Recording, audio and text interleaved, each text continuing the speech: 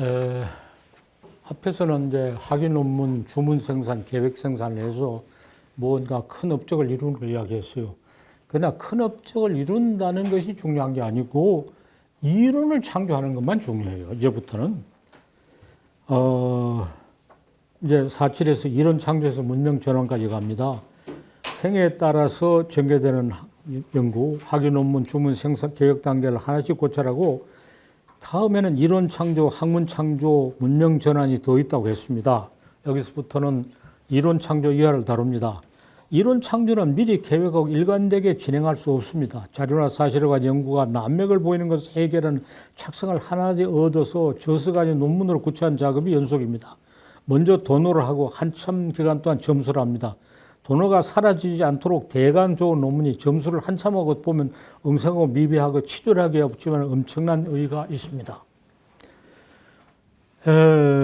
도노를 적은 논문 가운데 특히 소중한 글만 보겠습니다. 문학관례가 큰 관례가 교수를 추가해서 내심을 밝히는 논문은 30대 순 가사의 장르 주제입니다. 여기서 이론 창조가 시작됐어요. 이 논문 굉장히 엉성하고 치졸하지만 내 연구에 어떤 선구적 의의가 있습니다.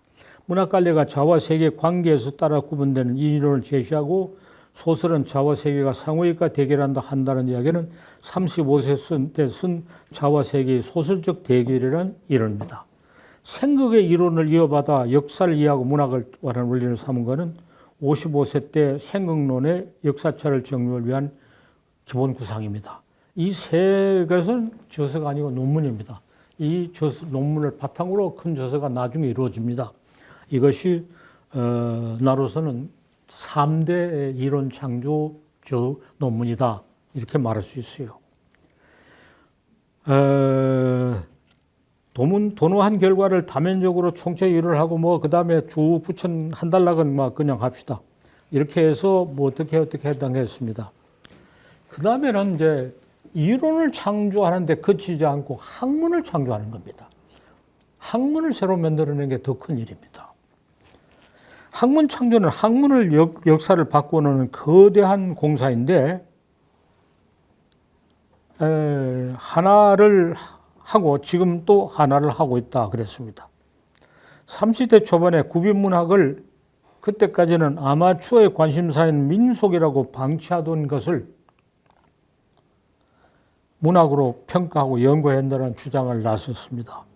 이런 주장을 개설을 써서 구비문학 개설을 쓰고 내가 실제로 연구조사를 해서 서사민영과 인물정서를 의미와 기능을 해서 구비문학론이라는 학문 분야를 하나 만들어낸 겁니다.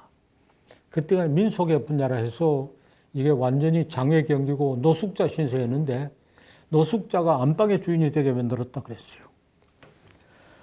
이것을 구비문학 혁명이라고 이룰 수 있습니다. 전국의 구비문학 자서를 조사하고 풍부해지고 연구 활발하게 했습니다. 구비문학이 국문학의 전공으로 당당하게 자리 잡았습니다. 구비문학 전공에서 있다는 인식이 활대해서 일제가 생겼고 논문이 써지고 활발하게 움직여집니다. 자, 이것은 국내만의 쾌사만은 아니었는데 일본도 중국에서도 이것을 하지 못하고 있습니다. 일본에서 구승문예라고 하는 건 민속학의 분야고 일본 문학의 분야가 아닙니다. 여전히 그렇습니다. 중국에서 민간문학이라 하는 것도 자기네 문학의 중요한 분야가 아닙니다. 그것은 일본과 중국이 구비문학의 유산이 극히 빈약하게 된 서부 유럽의 전례를 따라가다가 걸음지고 장애가는 격입니다. 자기의 가치를 스스로 망각하고 있는 처사입니다. 그래서 우리 구비문학 혁명은 우리 학문에서 획기적일 뿐 아니라 세계적인 의미에서도 획기적 의의가 있다고 생각합니다. 우리는 기록문학과 구비문학의 둘 다 풍부한 드문 예입니다. 대개 기록문학이 풍부한 곳에서는 구비문학이 볼면 없게 됐고 구비문학 풍부한 곳에서는 기록문학이 미처 성립되지 못했는데 우리는 둘이 당당하게 찾고 있어요. 그래서 구비문학과 기록문학의 관계가 무엇이냐 하는 질문을 우리 문학 속에서 가장 치열하게 다룰 수 있어요. 이것은 세계적인 의의가 있고 그렇게 함으로써 동아시아 문학사를 세계 문학사를 새롭게 고쳐 쓰는 획기적인 전환을 이룩할 수 있었습니다. 그 작업이 진행되고 있습니다. 일본, 중국을 보면 너무 갑갑해요. 어떻게 그렇게 벗어나지 못하는지. 일본은 서양을 추종하는 것이 일본의 학문이라고 스스로 이야기하니 그럴 수밖에 없다는데, 중국은 서양 거는 그 썩어 빠진 부르주아즈 문학이라고 온갖 말로 매도하면서도 그대로 다 따라가고 있어요. 그 완강한 보수성, 뭐가 뭔지 모르는 그런 미혹한 저사를 보면 참 가련하고 우리가 함께 나가야 돼요. 그 다음에 두 번째는, 자, 구비문학이라는 학문을 하나 만들어낸 것은 성공했어요. 잘 굴러가고 있어요. 큰 덩어리를 만들어냈어요. 그럼으로써 우리 국문학의 덩어리가 커졌을 뿐 아니라 세상에 기여하는 것보다 매우 커졌어요. 그러나 또 하나, 생각론으로 철학을 혁신하자. 생각론 철학이라는 생각론을 가지고 자생적인 철학을 이어가자고 하는 두 번째 작업은 지금 진행하고 있고 많이 이야기하고 있는데 아직도 불이 붙지 못하고 굴러가지 못하고 있어요. 동참자가 별로 없어요. 구비문학은 동참자가 이어서 나와서 더 염려하지 않아도 되고 내가 그렇게 힘쓰지 않아도 돼요. 철학이 자폐증에 벗어나 학문에 대한 총체적인 고찰을 하고 잘못을 지정해서 다시 방향을 설정하기 위해서 생각론의 철학을 해야 된다. 이런 주장을 근래 열심히 펴는데 별 반응이 없습니다. 철학은 그 자폐증에 걸려 있고, 한편으로는 자폐증에 걸려 있고, 또 한편은 남들을 추종하는 두 가지 병폐가 너무 깊이 들어서, 또 잘못을 시인하면 그냥 와르르 무너진다고 생각해서, 자폐증에 걸려 있는 것은 오늘 서양 철학이 하고 있는 것을 그냥 수입한 거고, 수입학에 몰두하고 있는 것은 우리 학문에 그런 성향이 대부분 있는데 철학이 제일 심해요. 그것도 우리 자생경이 아니라 일본 사람들이 서양 철학을 하는 것을 수입한 거예요.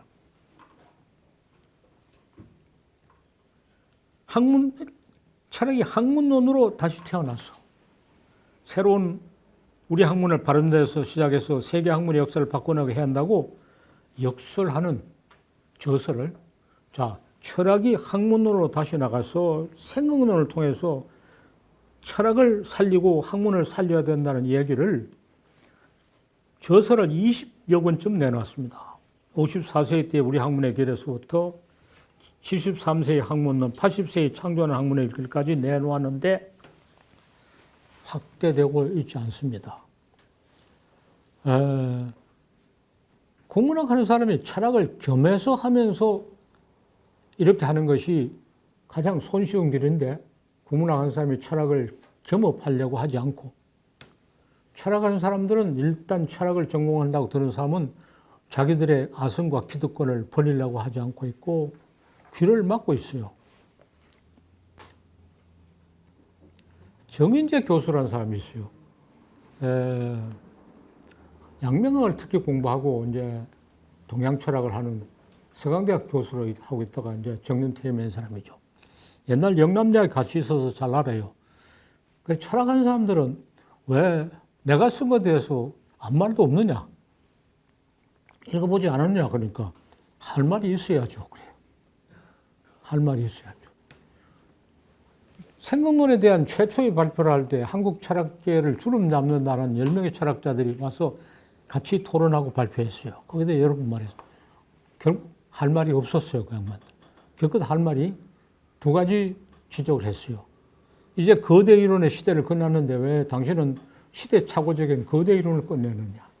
그런 내가 말했죠. 거대 이론이 끝났다는 것은 이제 물러날 때가 된 서양 사람들이 하는 이야기다. 이제 새로운 역사를 담당하는 우리는 거대 이론이 있어야 된다. 두 번째 얘기, 생각론이 그렇게 말하면 만능인데 만능은 무능하고 똑같지 않느냐? 하나 말한 이야기 아니냐? 그래서 총론으로서의 생각론은 만능이지만은 강론으로서의 생각론은 얼마든지 개발 여지가 많다. 나는 강론으로서의 생각론, 문학사 이론을 이야기하면서 치열하게 작업을 하고 있는데 다른 데서도 강론으로서의 생각론을 작업을 하면 총론도 더 생생하게 될 것이다. 이렇게 대답함으로써 두 가지의 제일 근본적인 질문에 대해서 간단히 대답했어요. 그 이상의 논란이 없었어요. 한국의 문학사와 철학사라는 논문에서 생각론에 대한 최초의 논문이 거기에 있고 토론 결과가 있고 그날 참석한 사람들 발언 내용이 다 정리되어 있어요. 예, 한국 철학계를 거의 주름 잡는 사람들이 다 왔어요. 다 모여준 거는 참으로 고마운 일이요. 문외한이 철학에 대한 발표를 하는데 그렇게 모여준 건 고마우나 그 사람들하고 무슨 적대적 관계가 있는 건 아니요. 그 사람들은 애써 관심을 보이지 않은 것을 대책으로 삼고 있어요. 그 중에 한 사람, 이한구란 사람이 내가 쓴 이보다 뒤에 쓴 대등한 화합에 대해서 서평을 학술은 통신에 썼어요. 내가 부탁해서 철학자의 서평을 상당히 기대했는데 책 내용 요약에 그쳤어요. 자, 철학자가 내 책 서평을 쓰면서 내용 요약에 노약 요약 해준 건 참 고마운 일이고 내용 요약을 하고 이게 굉장한 업적이라고 평가했어요. 그러나 문제점을 거론해서 시비를 하고 싸움을 하고 토론을 해야 되지. 그런 내용이 없는 것을 매우 유감을 씁니다. 자, 구별문학혁명 같은 학문의 혁명이 일어나길 바라지만 아직 모자랍니다. 학문의 혁명은 세계적인 범위로 확대될 수 있어야 타당성이 입증됩니다. 나는 철학학과를 학문학과로 바꾸는 것을 기반점으로 삼고 근대 유럽에서 만든 문과학문을 체계를 무너뜨리는 통합학문으로 나아가야 한다고 말을 주장하고 있습니다. 여러 번 이야기했어요. 철학과라는 건 이제 장사가 안 되니까 간판을 갈아라. 학문학이라고 해라. 학문학이라 하면 온갖 학문 다 간섭할 수 있고 대학에서 반드시 들어야 될 교과목을 개설하겠다. 서양 철학에 특히 누구의 철학을 소개하는 것은 지겹고 효과가 없다. 언어의 차이 때문에도 소개도 안 된다. 하이데거가 이랬다 저랬다 우리말 옮기기 너무 어려워요. 그렇게 하지 말고 철학 대신에 학문학이라 해서 각자 자기 이야기 해라. 자기 이야기. 나는 학문이 이렇게 보고 이렇게 해야 된다. 이런 철학적 원리를 가지고 해야 된다고 하는 걸로 업종을 바꾸면 얼마나 장사가 잘 되나. 철학과의 그 안전을 조금 더 염려할 일 없다. 철학과가 이 학문을 다 이끌어 나갈 수 있다. 왜 이렇게 큰 벌이를 두고 그렇게 어렵게 지내느냐. 왜 나무 이야기만 하고 앉아가지고 불신을 사고 자기 피곤하고 세상에 지탄을 받고 있느냐. 여러분 말해도 전환이 안 돼요. 그러면 학문을 새로 지어내는 것이 마지막이냐? 아닙니다. 문명의 전환이 더 큰 겁니다. 문명의 전환. 문명의 전환이란 말은 최근에 80이 넘어서서 이 말을 하기 시작했어요. 문명 전환은 이론 창조나 학문 창조에서 당연히 제기되는 과제입니다. 유럽 중심주의를 극복하고 세계사의 진행을 정상화하는 학문, 불량한 시대를 근대를 넘어서 다음 시대를 바람직하게 하는 설계를 제시한 학문을 하자는 것이 문명 전환을 요구한 데까지 나가. 이렇게 한 데서 문명 전환까지 나옵니다. 자, 유럽이 주도한 근대 문명이 아니라 다음 시대의 문명을 만들어내는 문명의 전환입니다. 갖가지 차등이 횡포를 부리는 낡은 문명을 벌고 세계 정리를 다스리게 하는 한말로 교대한 대등 문명이다. 근대 문명에서 다음 시대의 문명에서 차등 문명에서 대등 문명으로 나가야 된다. 대등론에 대한 논의를 한 다음에 문명 전환이라는 이야기는 작년부터인가 최근에 이 이야기를 하기 시작했어요. 지금 시작해가지고 언제 하겠나? 날이 여모로 해가 질락 하는데 무슨 새판을 차리느냐? 그렇게 말할 수 있어요. 그러므로 이건 내가 본격적으로 할 수 없어요. 그러나 여기까지 나가야 된다. 대등문명으로의 전환, 차등문명에서 대등문화의 전환이 필연적을 입증하는 논의를 철저히 다지고 널리 알리려고 힘을 씁니다만은 역부족인 건 사실입니다. 책을 쓰고 대중매체 글을 얼마나 부족해 조동일 문화대학의 유튜브 방송을 직접 하기로 합니다. 유튜브 방송의 제일 주제는 대등문명을 이룩하자 이야기입니다. 각자가 창조주권을 발견하는 것이 대등문명의 기본 요건이다. 창조주권론과 대등문명론은 표리관계에 있었어요. 공감하고 동참하는 동지들이 나날이 늘어나 세계사를 바꾸는 거대한 혁명의 주역이 될 것을 기대하고 열심히 방송하고 열심히 떠들고 있습니다. 참으로 아득한 일이지만은 지금 힘차게 시작합니다. 시작하는 것 이상의 본론을 겨드리라는 건 어려울 것이고, 가령 무슨 대등문명론이라는 이런 큰 책을 쓴다, 아직 생각하지 않고 있습니다. 그런 식으로 체계적인 논술을 하는 게 방법은 아니다. 이제 가장 철학적이고 근본적인 이야기도 유튜브 방송식으로 하는 이런 전달 방식과 방식 자체가 더 좋은 것이다. 큰 책을 써서, 어렵고 큰 책을 써서 이렇게 권위주의를 찾는 것은 차등 문명의 악습이다. 누구나 이야기할 수 있는 이야기를 이렇게 펼치는 것이, 이것이 명실 공부한 대등문명이라고 생각합니다. 아직은 학문 외적인 장외 경기처럼 보일 겁니다. 그러나 또 학문을 직접 하지 않은 사람들이 더 많이 호응을 하고 있는 것은 당연한 얘기입니다. 밖에서부터 안으로 공략해야 들어가야 됩니다. 학문을 하려고 하는 젊은 사람들이 여기에 대해서 공감을 가지고 이제 학문의 장래 경기를 할 때 곡조를 바꾸고 방법을 바꾸게 하는 것이 기대되는 일입니다. 그런 방향으로 나가려고 지금 하고 있는 겁니다. 그래서 제가 한 이야기 중에 그런 이론 창조는 어느 정도 모습을 갖추어서 일단 업적을 이룩했습니다. 학문 창조는 하나는 되고 하나는 잘 안 되고 있어요. 문명 전환은 이제 이야기를 시작하고 있어요. 시작하고 있어요. 뭐 근래 1, 2년 사이에 80이 넘어서 새로 시작한 일거리입니다. 이거는. 이 이야기를 90까지는 계속해서 하고 90이 넘으면 진짜로 놀고 먹는다. 계획이 이렇게 되어 있습니다. 그러나 90까지는 놀고 먹지 못해요. 자꾸 일거리가 생겨서. 일이 일을 가지고. 일이 일을 별로 몰라요. 그래서 해나가고 90이 되면 정말로 놀고 먹으려고 생각하고 적당히 게을러야 된다는 것을 신조로 삼고 무리하지 않게 작업을 해나갑니다. 엄청 부지런하면서 적당히 게을러야 된다. 적당히 게을러야 자기 하던 걸 제대로 볼 수 있고 자기 일에 매몰되지 않고 마치 자기 일을 남의 일인 것처럼 이렇게 보고, 우리가 남의 잘못을 깨우쳐 줄 때는 성인이 아닌 사람이 없고, 어떤 성인이라도 자기 잘못을 모른다고 했는데 적당히 게으르다는 것은 자기가 한 일을 마치 남의 일처럼 볼 수 있으면 적당히 게을러야 돼요. 그러나 내가 하는 일을 제대로 하는지 못하는지, 무엇을 잘못하고 있는지, 어떻게 해야 되는 것을 토론해서 확인하고 얻어내는 게 더 중요하고, 토론해서 얻은 것을 내가 가져가려고 보따리를 싸 가려는 게 아니라 토론해서 하는 것은 우리의 공유재산이고 여러분 중에 누가 가져가서 그 사람이 하면 돼요.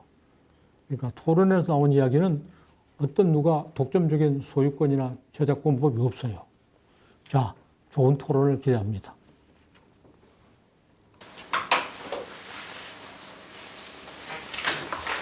아까 철학하는 사람들이 이거 학문 전환이 잘 안 된다고 했는데, 철학에도 서양 철학이 있고 동양 철학이 있으면 동양 철학 하시는 분들이 그 전환의 주도권을 쥐지 않겠나 그렇게 생각하는데, 동양 철학은 더 심해요. 동양 철학은 글 읽기에 그쳐요. 그래서 뭐라고 마치 인용해놨죠. 그 밑에 뭐를 하면 그거 그 말 또 그대로 해요. 또 막 인용해라고 또 그 말 그대로 해요. 그래서 심하게 하면 글만 읽고 뜻은 안 읽어요. 그래서 동양철학하는 사람 수도 적고 또 알아주지 않는다고 이야기하면서 잘하면 알아주는데 알아주면 잘한다고 생각해요. 그렇잖아요. 잘하면 알아줄까요? 알아주면 잘할까요? 시를 쓰는 사람이 시를 쓰는 걸 알아주면 내가 시를 잘 쓰겠다. 이런 사람 없겠죠? 없죠. 예, 알아주는 거 생각하지 말고 우선 잘해야 돼요. 그럼 이어서 그 동양철학 하는 사람들이 공동 문어인 그 한문 능력이 떨어져서 그렇습니까? 한문 능력이란 그래요. 한문은 사실 끝이 없어요. 그래서 전에 어떤 강의, 한문 공부 다 하고 학문 시작하려면 한평생으로 모자라요. 한자가 모두 몇 자인지 아는 사람 아무도 없다 그래요. 그렇죠? 예, 한문 끝이 없어요. 그러면 한문은 끝이 없는 게 우리말도 끝이 없어요. 우리말도 아직 모르는 게 많아요. 문제는 한문의 글을 얼마나 아느냐가 뭐라 그 뜻을 어떻게 파악하느냐 문제죠. 뜻을 파악하는 게 문제예요. 가끔 나는 가령 인문학문의 사명에 보면 한 대목에 중국 철학사를 쓰는 풍어란이 왕부지를 잘못 읽었다 하고 과감하게 비판한 게 있어요. 아니, 지가 뭔데? 우선 한문을 얼마나 아는데? 중국 철학에 대한 지식이 얼마나 있는데? 중국 철학의 초대가인 풍어란이 왕부지를 잘못 읽고 엉뚱한 소리 했다고 시비를 할 수 있느냐? 내가 보기에는 잘못 읽고 엉뚱한 소리를 하고 있는 것 같아요. 얼마나 읽어내고 파악하느냐 하는 능력은 단순한 학문실하고 달라요. 마치 글을 알면 뜻을 아는 것 같은데 이렇게 착각해요. 내가 독일어를 잘하면 독일 철학을 잘 알 수 있을 것이다. 그럼 독일 사람은 독일 철학 다 잘 알게? 그렇죠? 그럼 우리말로 된 철학은 다 아나? 예. 아닙니다. 글을 아는 거와 뜻을 아는 건 달라요. 뜻을 아는 거하고 거기에 있는 거 아는 거하고 자기가 아는 건 또 달라요. 예, 자기가 아는 거 이야기해야죠. 미안하지만 동양학하는 사람은 그 수리부작의 전통이 있어가지고 자기가 아는 걸 말하면 안 된다고 생각해요. 그리고 자기가 아는 게 없는 것을 그걸 합리화해요.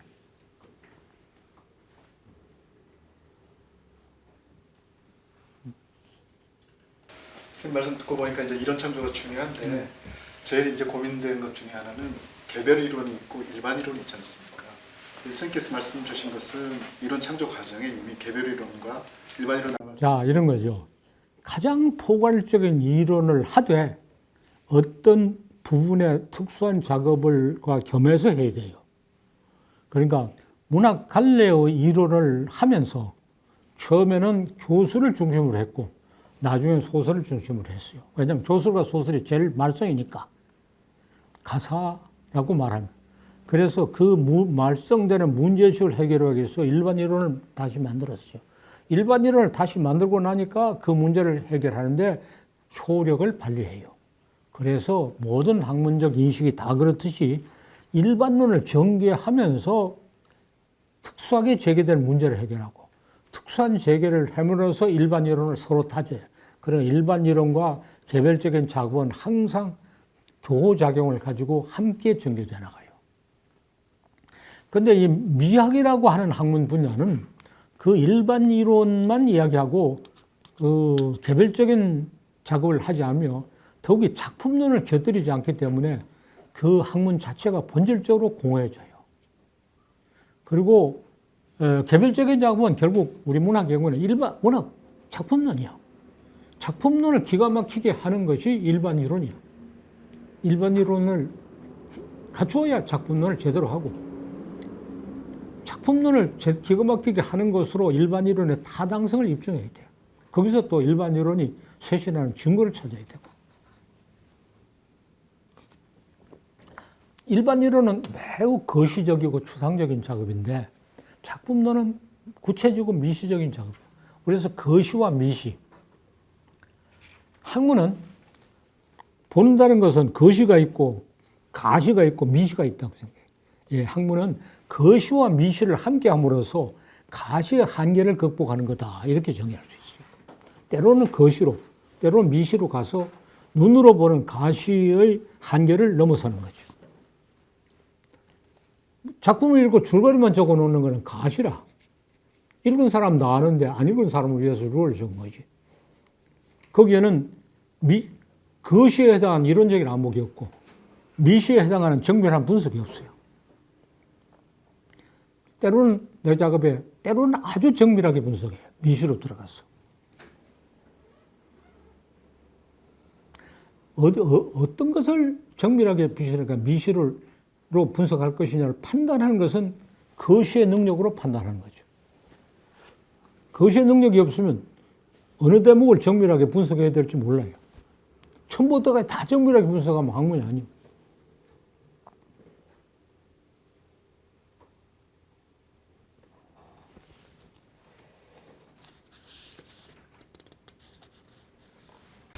이런 이론 창조나 문명 전환의 과정에서 최한기의 이론이 또 어떤 식으로? 예, 최한기야말로 여기 말한 학문론, 우리가 학문학, 철학을 학문학이라고 할 때 최한기는 너무나도 풍부한 재산을 물려줬어요. 최한기의 재산을 물려받아 정리함으로 인해서 학문학에 관한 우리의 노력을 거의 다 할 수 있어요. 다만 최한기의 학문학이 오늘날의 상황에서 어떤 문제를 가졌냐, 오늘날의 문제에 뭘 해결해 주느냐 하는 것은 내가 할 일이에요. 그러니까 최한기 학문의 현대적 의의라고 하는 장은 내가 붙여야 되지만 그 앞에 거는 최한기가 거의 다 해주고 있어요. 그 다음에 문명 전환도 그래요.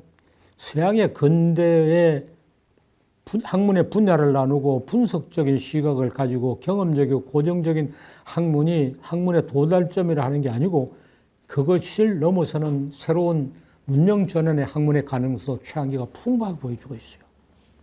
거기서는 이제 아까는 최한기 학문의 현대적 의의라는 작업을 내가 해야 되고 그 다음에 최한기 학문이 문명 전환에 어떤 의의가 가지느냐 하는 이야기는 최한기 학문과 관련시켜서 서양 근대 학문을 비판하는 작업을 내가 해야 돼요. 그렇게 함으로써 최한기 학문을 새롭게 해석하고 더 풍부하게 개성해야 돼요. 최한기가 있어서 이 작업을 우리는 굉장히 쉽게 할 수 있어요. 내가 처음부터 하잖아요. 그래서 고금 이론의 합동작전, 고금 학문의 합동작전이라는 말을 썼는데 예, 최한기하고 합동작전을 하는 거죠. 최한기뿐만 아니라 그 우리 옛글의 놀라움에 나오는 그 모든 작품들이 다 필요하죠. 그러나 최한기가 유독히 더 풍부해. 최한기 글을 너무 많이 넣으면은 그 책이 꼴이 안 되죠. 최한기가 다 차지해보면 안 되고 또 최한기는 문학적인 향취가 별로 없어요. 그래서 문학적 향취도 있는 거면 골랐지. 최한기가 시를 잘 썼다는 기록을 구자균 그 평면문학사 뒷부분에 그 구절이 있더라고요. 예, 최한기 시는 한 편도 발견되지 않았어요. 신문집이 있었을 건데 없어졌어. 구자균 그 뒤에 그러나 내 짐작에는 시는 잘 못 쓰렸으리라 생각해요. 시를 잘 쓸 수 있는 그런 사고방식은 아니야. 선생님은 어때요?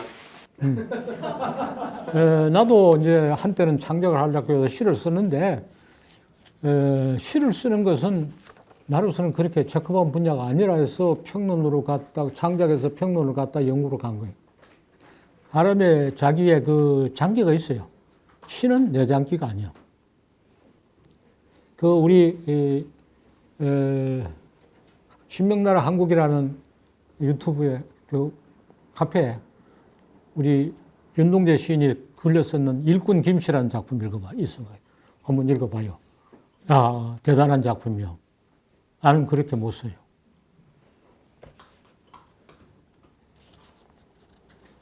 저 생각론 얘기는 선생님 계속 얘기하시지만 저희 생각에는 이미 선생님 젊을 때 양면성 얘기하시고 퇴화와 계승 얘기하실 때 이미 그런 반대되는 것들이 대립적으로 구성되면서 전개되는 양상을 얘기하실 때 이미 다 나왔었던 것 같은 생각이 많이 들어요. 아, 그것은 여기는 안 들어갔는데 내가 젊었어서는 한국 문학 연구 방법에서 그게 도노의 보고서라 그랬죠. 거기서 그런 것들이 다 깨달았지만은 그것은 도노했을 뿐이지 점수가 없기 때문에 구체적 연구 업적은 아니라고. 그런 시각 자체를 갖는 게 상당히 중요할 것 같아요. 요새 저도 이제 선생님을 되어서 이런 대등론, 생각론의 시각 이런 것들을 그냥 그 일상에서도 그런 시각을 가져야 될 것 같아요. 그러니까 그런 생각을 갖고 그런 시각을 갖고 모든 사물을 또 대하는 데서 그런 시각을 가져야 또 작품 볼 때도 그렇게 되지 않을까 이런. 대등론으로 오면서 학문이 따로 없고 일상이 학문이다 하는 생각을 점점 더 많이 해. 그래서 일상적으로 잘 이해될 수 있게 쉽게 쓰는 것이 최상의 학문의 표현이 아닌가 하는 생각도 더 많이 하게 돼요. 자, 마지막 한 도목이 더 있으니까 누가 봅시다.